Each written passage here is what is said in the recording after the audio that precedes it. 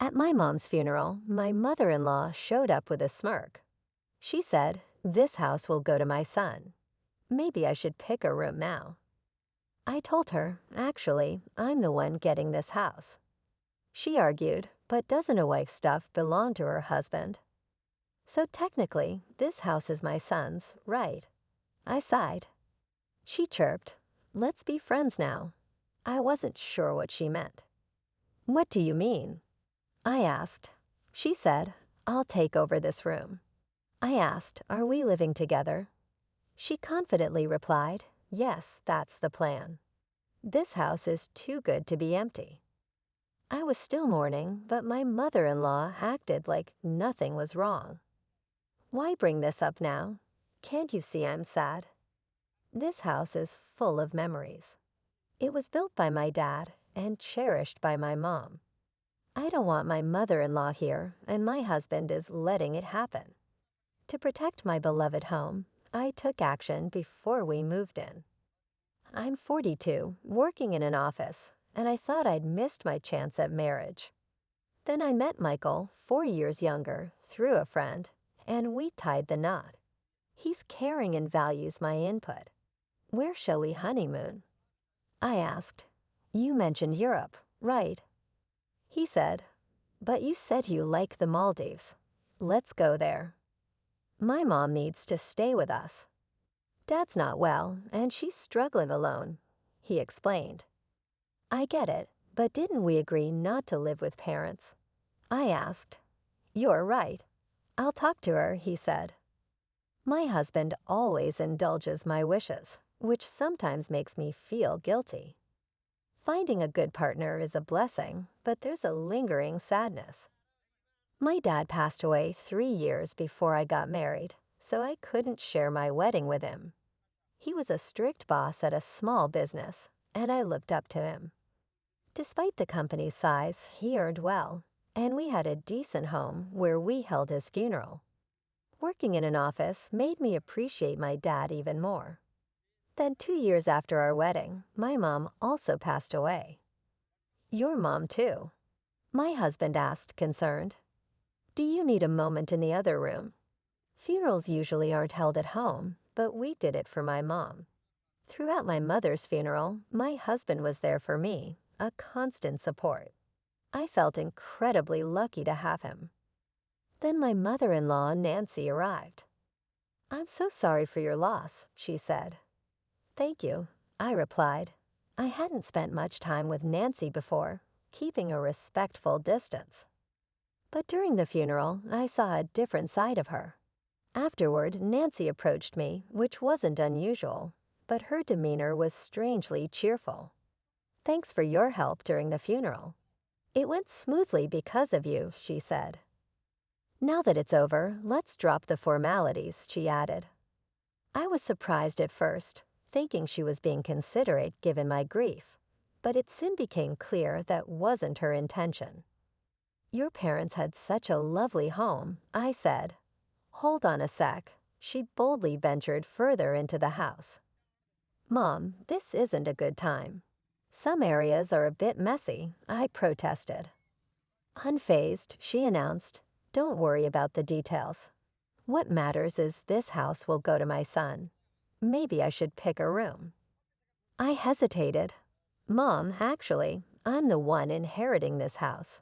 She smirked. "Your parents didn't have any other kids, right? And doesn't a wife's stuff belong to her husband? So technically, this house is my son's, isn't it?" I sighed.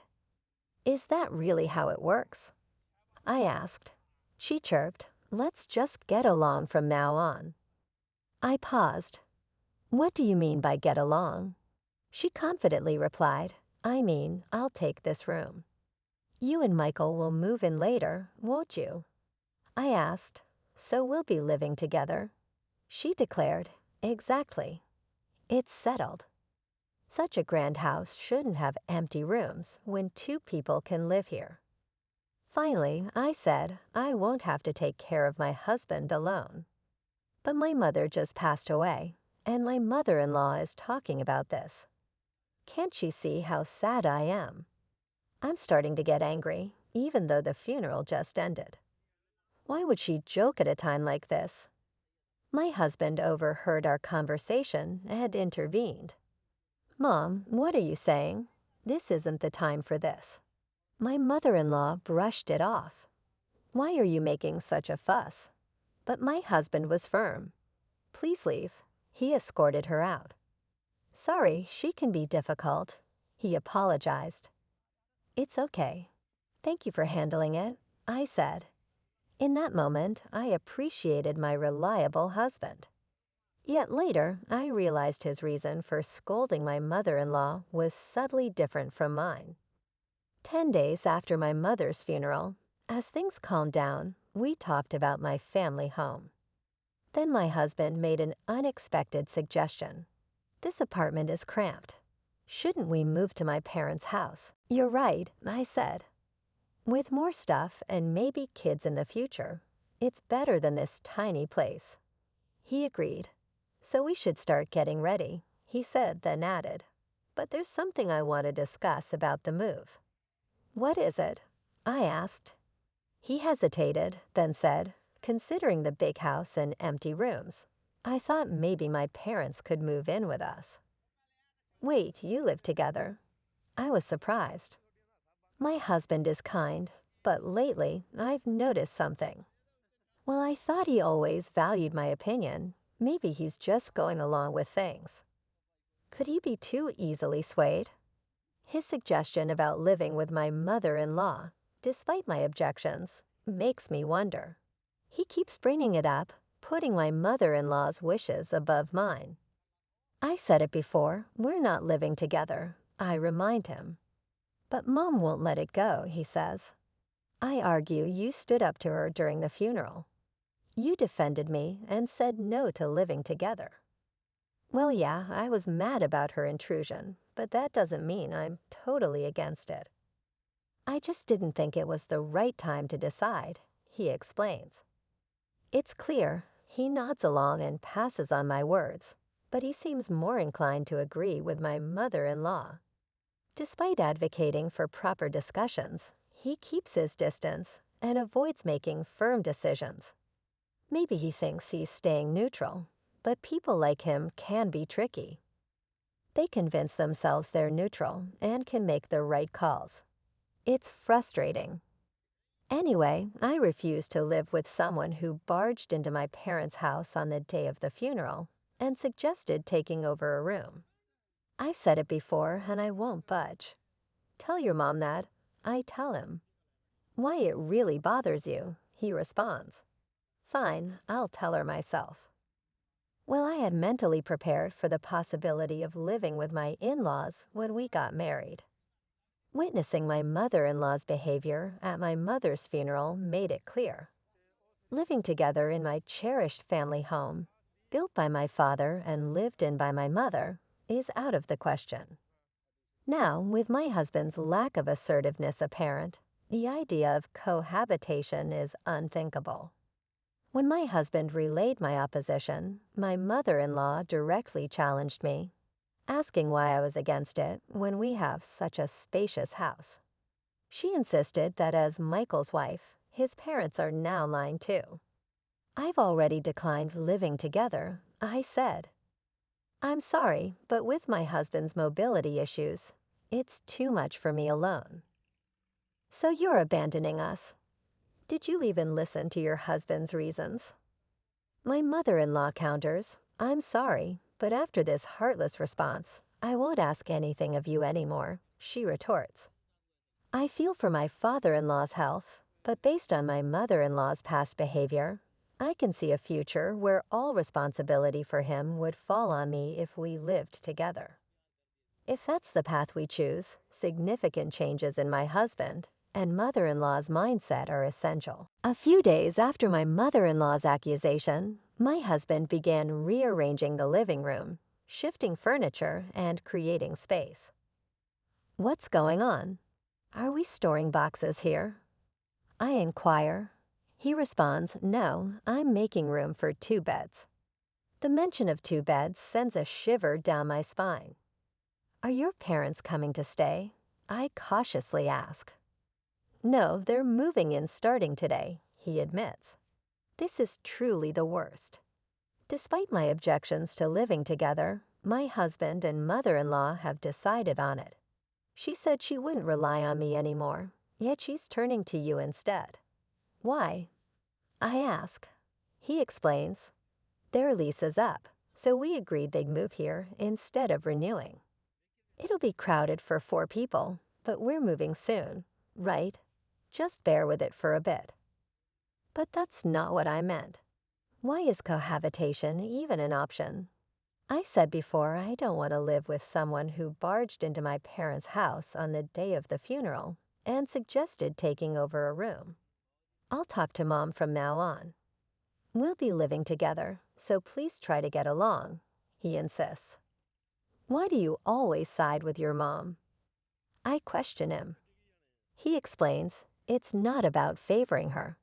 I consider both your opinions and make a decision. My husband, usually accommodating towards my mother-in-law, seems to have fallen into her cohabitation plan. Maybe he's unknowingly influenced by her, thinking he's making independent choices.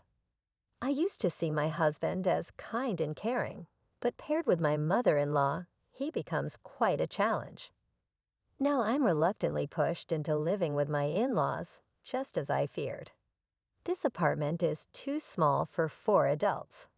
We'll manage until we move, I remark. It's frustrating. She just arrived, and now she's complaining about the room. I apologize for the sudden addition of 2 elderly people. We'll try not to inconvenience you. If your mobility issues cause any problems, please let us know. My father-in-law, Tom, who has mobility issues, seems better than expected. He experiences minor discomfort when moving, but nothing serious.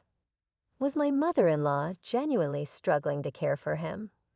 He's polite and even offers to do things on his own. Unlike my mother-in-law, he doesn't seem troublesome, or so I thought. Is there a pharmacy nearby?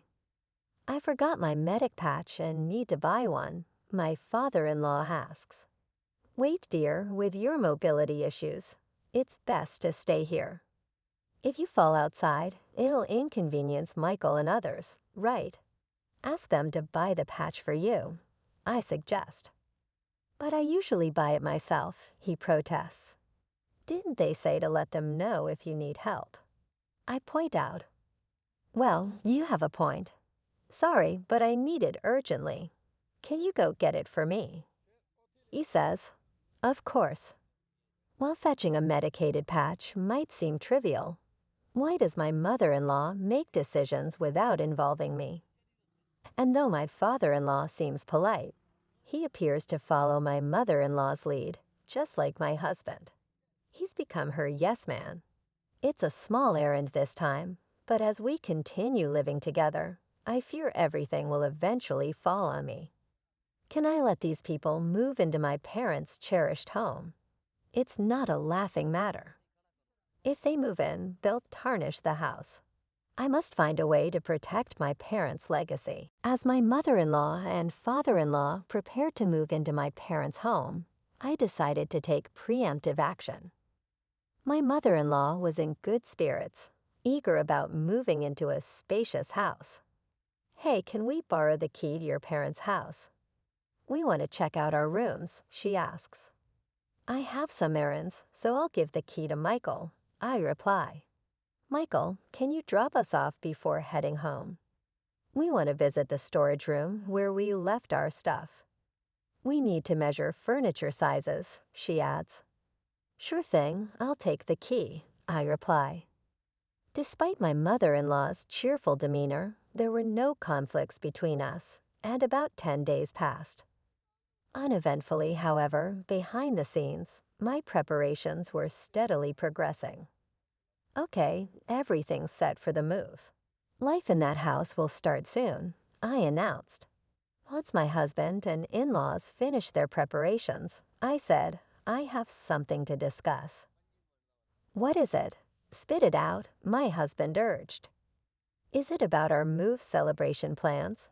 My mother-in-law wondered. No, we're not moving there, I clarified. What? What do you mean? She exclaimed. I handed over a document. This is my application to renounce my inheritance, I said. Renounce your inheritance? That's a joke, right? My husband protested. It's no joke. Look, it's officially approved by the court, I insisted. That house means a lot to me. I couldn't bear to see you living there, so I decided to let it go, keeping it as a cherished memory in my heart, I explained. What madness possessed you? You could have sold it for money. Even if you were giving it up, why abandon it? My mother-in-law scolded. Even if I sold it, you'd just rely on the money. I thought it would be clearer if I had nothing, I reasoned. We moved out of our old place for this move. You know what's going on. How will you make it up to us? She retorted. I've always opposed living together. You forced it on me without proper discussion, so I had to take a stand. I stood firm.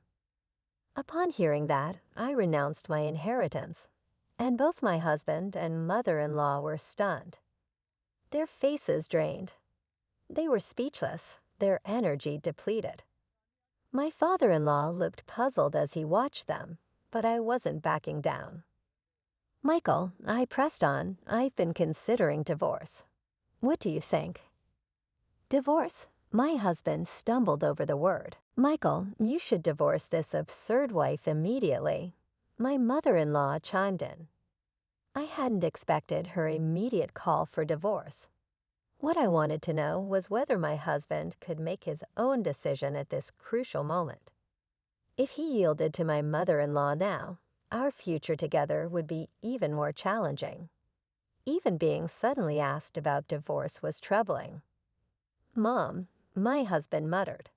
His response was pending, but my determination to go through with the divorce had solidified. Fine, divorce is the only option, my mother-in-law snapped. Michael, it's unavoidable. Your mom is adamant, my father-in-law intervened.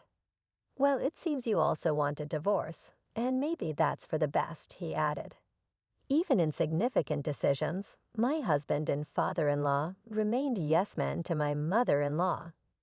Now my husband's words made it seem like he was changing his mind for my sake. Very well, I declared. Let's proceed with the divorce. I'll move out with just the essentials. I spent the night at a budget hotel. The next day, I had urgent matters to attend to, so I took a half day off work and went back to the courthouse. A few days later, my mother-in-law called me. What's this about the house becoming yours? She demanded. Why this sudden concern? Did you learn about it during the estate division process? I asked. Yes, that house is rightfully mine. You forged documents and deceived us, she accused. Why would I forge court documents? Those are genuine, I replied. Then why is the house going to you when you were supposed to renounce the inheritance? She pressed. After that, I withdrew the renunciation application. Renouncing an inheritance is complex. Once filed, it takes about a month to be accepted, during which it can be withdrawn. The documents I showed were from the application stage, not acceptance. I made you believe I had given up the house and mentioned divorce to see your reactions and plan my next steps. I hoped Michael would oppose divorce, but your mindset didn't change, I explained. So the house really becomes yours. Since it was acquired before the divorce, it's subject to property division, right? She inquired. In such cases, you two would split the proceeds from selling it. She tried to assert her claim, but I have prepared for this. If it were jointly acquired, it'd be shared property. But it's inherited, so it's exempt from division. Unfortunately, specific assets like this aren't eligible for division, I reiterated. Did you consult a lawyer when you found out the house would be mine? She asked. If Michael had paid off the house loan or covered renovation costs, those expenses might have been considered. But I assumed that didn't happen, I replied. What about the money Michael would get through property division? She pressed. We've only been married a short time, so there's not much. Maybe just the car, though it still has a loan on it, I explained. You're selfishly claiming the inheritance. Aren't you heartless? She accused. I'm protecting my parents' memories. I don't want people like you in the home. If you have further complaints, consult a lawyer, I responded firmly. After the call, divorce proceedings went smoothly. Presumably, she urged my husband to divorce me promptly.